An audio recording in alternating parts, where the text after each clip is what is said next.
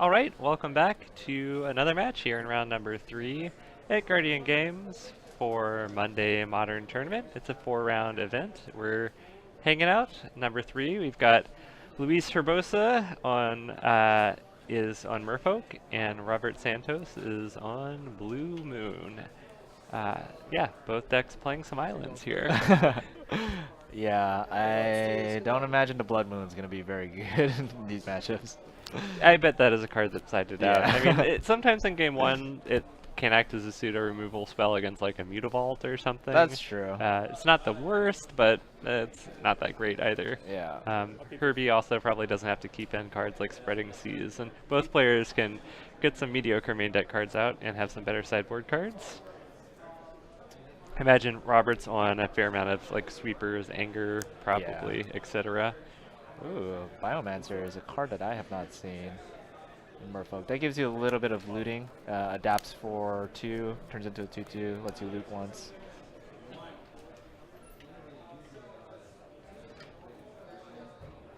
Yeah, starting to see some of these adapt cards on Modern. I They're love the pretty Petramander. good, yeah. I love it that it's a card type Salamander. That's. Oh, are we gonna get it? It's adapts for 2, right? Yep. Yep. Did not get an adapt. Instead, we're holding up probably a counter spell here. Seems like Luis may have sided in something like Unified Will. Could be also a Trickster or even. Oh, I can't. I used to play this deck. I can't even remember. Harbinger of the Tides, even for no value. Yeah, it feels like the Trickster kind of replaced Harbinger in that slot, lately at least. There's no solid 60 or 75, but in. Whoa. Herbie is depriving himself of a land while depriving Robert of a spell. So it's a counter a blue spell, isn't it? No, it just counters a spell, any spell. It's the closest to counter spell in Modern, but you have to return a land you control to your hand. But it has awesome art. I love that.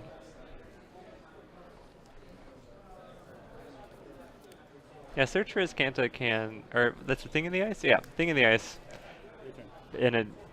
Is just such a good. It's not even necessarily like a threat, which is why it's so good. It's just the bounce effect, but then like staple that to a like huge body that it's really hard to kill is. In a creature matchup, it's just a huge tempo swing. All right, we get a Snapcaster. It looks like there's just an Ops hanging out there. So trade a Snapcaster for a Scry. Maybe a block here. Yep, block. Yep. Yeah, I think Thing in the Ice is just an example of really good card design too. It is. It's Instead not completely broken, but does some pretty powerful stuff. And it incentivizes playing spells, which I feel like a lot of what Magic has done in the past 4 years or so is tack on like spells to creatures. And even though Thing in the Ice is a creature, you've got to cast your spells for it to do its thing. Yeah. Wondering what's happening on Luis's side. 3 mana, not doing anything. It's not fairly common for a Merfolk player to be doing that. Especially that I see that he has some lords and stuff in hand. Yeah. Like a lot of times you might not want to deploy your best threats early on. It looks like there's another deprive in hand, so perhaps Luis doesn't want Robert to play a planeswalker like a Jason Mind Sculptor, but you do have to develop your board at some point. Yeah. But looks like Luis is going for this super grindy, just gonna play kind of mediocre threats here that draw me cards, etc. Is maybe just more of a disciplined player than I, which I would never normally say. There's that kind of callback to our match 1. We're like thinking about that land. Yeah, the Wanderwine Hub. I think I heard you say it tonight, but we lovingly call Luis Herbie as his nickname. It's true. So if you hear that, that's who we are referring to. There's a pretty big modern community here in Portland, especially at Guardian Games. A lot of times on just a regular Monday night, we'll get upwards of 70 people. And there's a bar people hang out in, so lots of like regulars. And yeah, we know most of the folks playing. We know or have seen play before. and Luis happens to be a pretty good friend that goes, back and forth to playing a lot of Magic or not. But it's always nice to see Luis hanging out on a Monday. Oh yeah. It's definitely a personality. All right, we have a creature land there with a Mutavault, which is always a good threat against control, and another Silvergill Adept. So we ended up being like one of the best cards in this deck. Yeah, Luis making Robert burn removal spell on basically a cantrip. And kind of a late Aether Vial, but still a decent draw. Robert probably has to know something's up just because Luis isn't running out his Lord, but, you know, he could be playing around Anger, so. Well, there's just another removal spell used on a Silvergill Adept.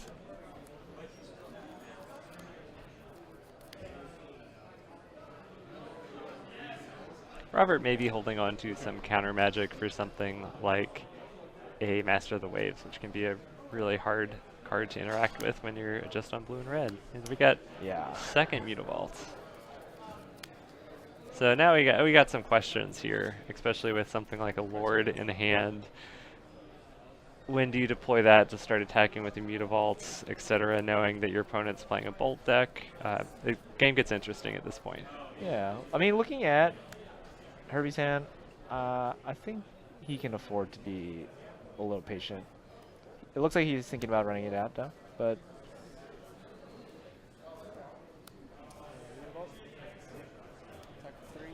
All right, got 3 damage coming in. I imagine there's going to be some kind of response. Oh, so Snapcaster on Lightning Bolt targeting Lord is a pretty good play here, but looks like we're going to get a Deprive on the Snapcaster. 11. And Robert's taking 3. Wow, that worked out for Herbie. I'll take 4. Wow, risk factor. That I didn't see coming. Yeah, and Herbie just said, you know what? I will let you have your Boros Charm, sir. It doesn't seem like the archetype that would utilize risk factor very well. Yeah. Or not Boros Charm, sorry, Lightning Bolt. But yeah, it's interesting. I mean, it does target, all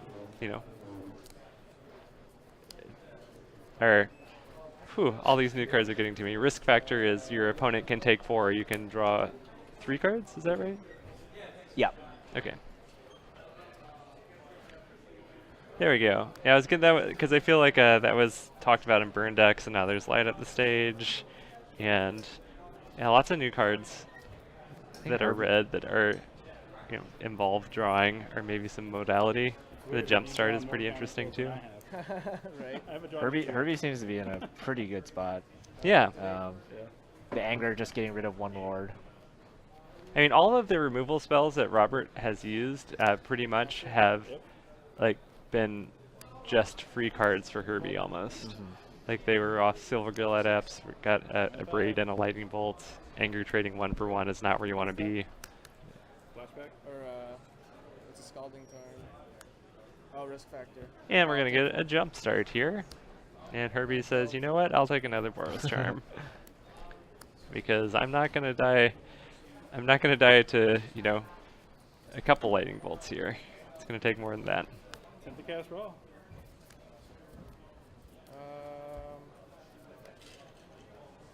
And Raoul is cast, resolves. Robert's at 5, so is going to have to probably take out a Lord here. Yeah.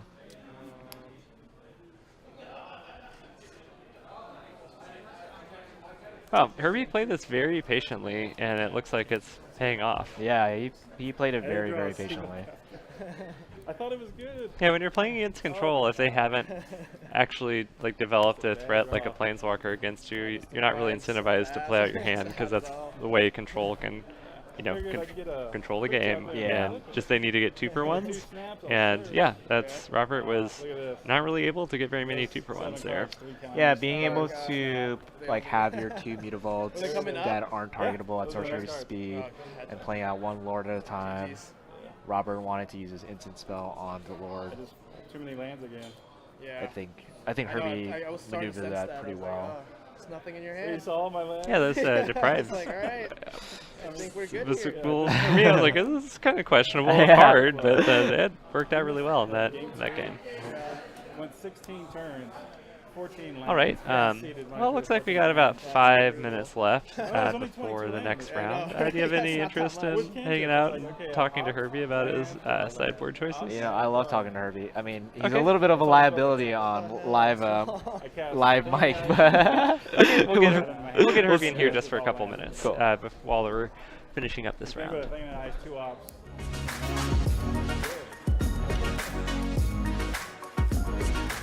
When I just being mean to you right now.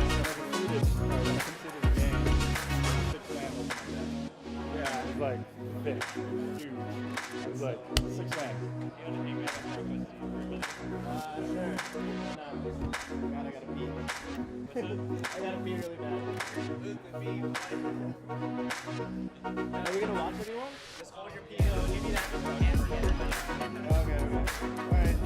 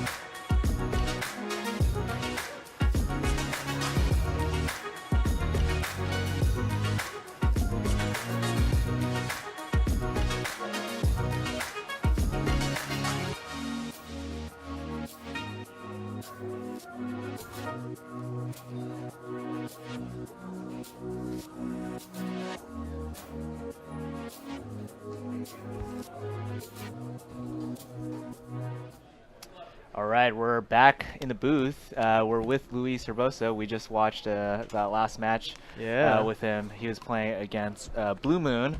Yeah, you looked really good on cam. And by the way, if chat has any questions, put them up and we can go through those questions too. But yeah, we just saw the last game of that match. What was going through your head through that? Well, I just needed to tempo him out, I guess. Play super patient. I attacked with that 1/1 maybe like 3 times in a row just to try to keep mana open. I could sense that their hand was kind of weak. So I was just like, all right, I can play the counter game here. So I just played a patient game there, and that's really what you have to do with those kinds of decks. 2 deprives. Do you have 2 in the main board or in 4? 4 in the main board. Yeah, 4. Counter spells are pretty good right now. It's just like I don't really care too much about like bringing back a land to my hands, especially with Aether Vial on the board. So it's just like a counter spell. For sure. Yeah, counters everything. You've been on this deck for as long as I've known you. I mean, you play other decks as well, other fringe decks like Ad Nauseam. I love all the dumb decks. Yeah, what can I say? You're the one that actually got me to start playing Merfolk, but you hated that because we would play the mirror all the time. And if anybody's ever seen the mirror, it's some of the worst Magic games you'll ever see. It's like we're like literally can't block with each other. We can't really play lords. We can't play our lords. It's not like we're removing each other's creatures. Yeah. Sometimes we tap each other's. Yeah, and we pump each other's lords sometimes, or each other's creatures. Accidentally if we have give lord. each other island walk and stuff. It's Yeah. a miserable time. So glad you don't play it anymore. We decided. Do you think Merfolk's is a deck that's coming back on the map right now, or? Maybe. I mean, it still feels a little tad too slow for the format right now. But I mean, I like my matchup against Phoenix because I just tap those down with Trickster or bounce it back with Harbinger while keeping up a clock, especially if I have an Aether Vial going. So is there an interaction with Trickster and Thing in the Ice? If the last counter is being removed, then you Trickster it? I'm just thinking of it as we're talking about it right now. Yeah, I mean, you want to do it when it has 2 counters on it, really, and you just got to hope that they don't have any instance. I mean, you're hoping that the Trickster ability blanks out getting any more counters removed, really. But, I mean, honestly, the Tricksters aren't that good in that matchup. Okay. I'd rather have the Harbingers. Those are really nice in that matchup because they'll flip everything and then they'll attack, and I can just like violent or instant speed, play a Bounce Harbinger, there. bounce it back, start over. Let's go. I Yeah. mean, I've got Aether Vials. I can empty it out. Like, how many more instants or sorceries do you have left in your hand trying to flip that thing? Yeah. Now it's back to your hand. What is preventing you from playing the blue-green version or even the blue-white version? I don't know. Honestly, the blue-green, it's just so one-dimensional. And if I'm trying to go fast, like, that's really not that fast compared to a lot of the modern decks in the format. With the white, I guess I'm playing with Path to Exile, or, I mean, honestly, like, just bouncing something with Vapor Snags. I also have Vapor Snags in the main deck now, and Right. just, like, tempoing them out. Seems like Buys a me very just the same tempo amount of version, time yeah. as a Path to Exile, so, like, I'll just bring on the tempo game. I think that's just the best way to approach that deck, really. So if there was a GP happening in Portland this month, what deck would you bring? Would you try out Merfolk? Oh my god. Yeah, maybe I'll play Merfolk. Just because I know it's like not really the, you're loyal. but I love like doing bad with or doing good with bad decks just because it means that much more. It's just like, oh my god, I underdog. can't believe I think got the there. Merfolk deck has like an underdog following for sure. Yeah. You You know, want- everyone's just pretty much given up on it, and I kind of have given up on it. I just wanted to try Bethnic. What's that card that I Oh, was the playing? The adapt new one. card. Yeah, the have adapt you card. liked that card? Yeah, I'm liking it a lot better than Mistcaller or Okay. Curse Catcher. Okay. The fact that it Um, has an instant speed ability while you're holding up like the Prive and stuff. Yeah. Seems like it'd probably be good. Yeah, it's gotten tricky. I can see the gears turning for opponents and Yeah, stuff. when just you're being like oh god. not activating it, you're like, what do you have in your hand if you're Yeah. not activating it? Yeah. You want to say anything to your fans out there? The Luis Herbosa squad. I love you all. Just keep on keeping real, and I love you guys forever. Cool. We're gonna get you out there. Next round's gonna start soon. Give us a couple minutes, and yeah, we'll be right back.